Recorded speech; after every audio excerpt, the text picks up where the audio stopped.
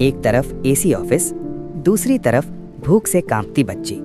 दोनों को जोड़ती है एक ऐसी सच्चाई जो दिल तोड़ देगी। ये बच्ची भी कभी एक बड़े घर में हंसा करती थी, जिसके पापा शहर के सबसे अमीर लोगों में गिने जाते थे। लेकिन आज वो इस हाल में क्यों है?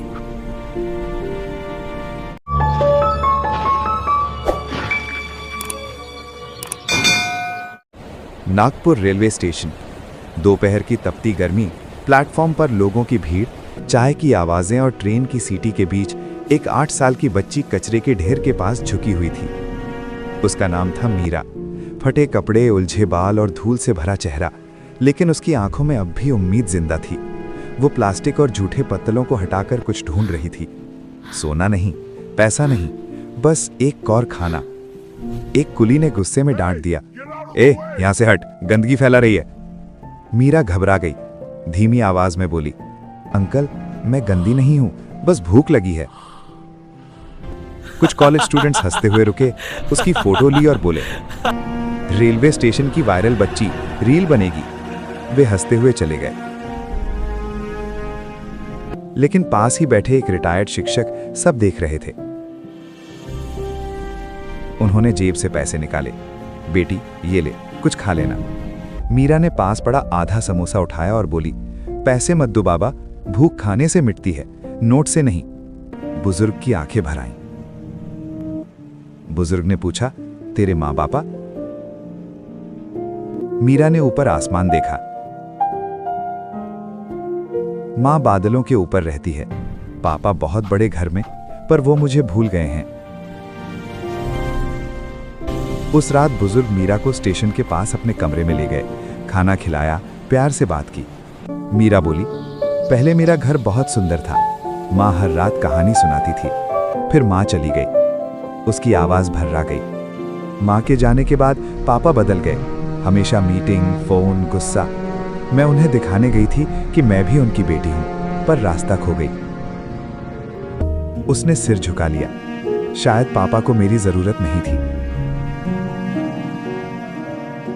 बुजुर्ग चौंक गए। उन्हें याद आया कुछ साल पहले शहर के मशहूर उद्योगपति राजीव मल्होत्रा की बेटी के लापता होने की खबर। क्या ये वही बच्ची?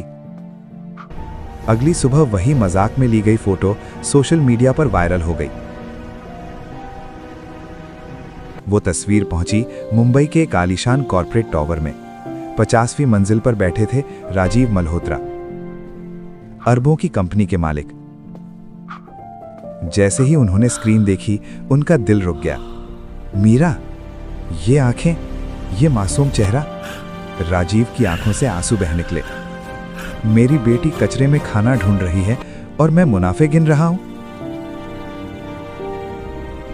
उन्होंने टेबल पर हाथ मारा, तुरंत गाड़ी निकालो, मुझे मेरी बेटी चाहिए, अभी।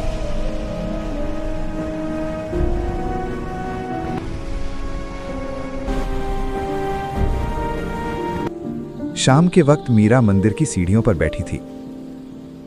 अचानक कई गाड़ियां रुकी। एक आदमी भागता हुआ आया, बिना बॉडीगार्ड, बिना रुतबे।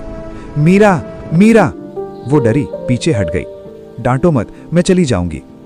राजीव वहीं जमीन पर बैठ गए, रोते हुए बोले, नहीं बेटा, मैं तुझे लेने आया हूं, मैं तेरा पापा हूं। मीरा ने ध्यान से देखा, वो आवाज, वो एहसास, पापा। वो दौड़कर उनसे लिपट गई। वहां मौजूद हर इंसान की आंखें नम थीं। राजीव अपनी बेटी को घर लाए, लेकिन अब वो पहले जैसे इंसान नहीं थे। उन्होंने अपनी कंपनी से हजारों बेसहारा बच्चों के लिए फाउंडेशन शुरू किया। हर रविवार राजीव और मीरा खुद स्टेशन और झुग्गियों में जाकर बच्चों को खाना खिलाते। मीरा मुस्कुराकर कहती, पापा, अब आप सच में अमीर हो गए हो, क्योंकि दौलत से बड़ा रिश्ता होता है और बिजनेस से बड़ी इंसानियत। और कहानी देखने के लिए टून कहानी को सब्सक्राइब करें।